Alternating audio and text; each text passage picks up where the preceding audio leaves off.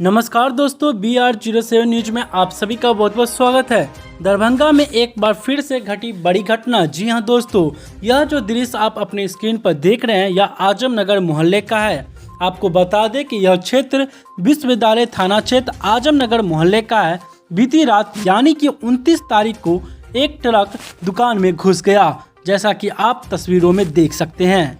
आपको बता दें कि दुकान की इतनी बुरी हालत है जो कि तस्वीरों में साफ साफ दिखाई दे रहा है। वहीं लोगों का कहना है कि यह घटना रात के तकरीबन 11:30 बजे की है। वहीं रात में घटना होने के कारण किसी भी व्यक्ति को नुकसान तो नहीं पहुंचा है, मतलब कि चोट तो नहीं आई है, लेकिन जरा सोच सकते हैं अगर यह घटना दिन में होती तो व्यक्ति को भी चोट आ सकती थी। वहीं लोगों ने का कहना है कि एक दुकान कॉस्मेटिक का था और दूसरा सैलून थी। वहीं श्रवण कुमार चौधरी जो कि दुकानदार के मकान मालिक थे, उनका कहना है कि रात की घटना घटने के बावजूद लोगों की भीड़ जुट गई। वहीं मौके पर पुलिस पहुंची। वहीं ट्रक के एक कर्मचारी को पुलिस पकड़ कर ले गई।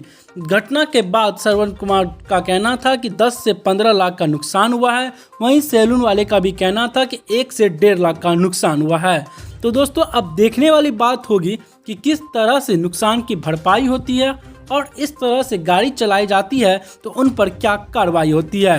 ट्रक के जो ऑनर है उनके खिलाफ क्या कार्रवाई होती है और ड्राइवर के साथ क्या किया जाता है। वहीं बता दें, श्रवण कुमार का कहना था कि इस तरह लापरवाही के कारण देखिए कितना बड़ा नुकसान हो गया है। आप बने रहे BR07 न्यूज के साथ। हम आपको दिखाएंगे दरभंगा की पल पल की खबरें। धन्यवाद।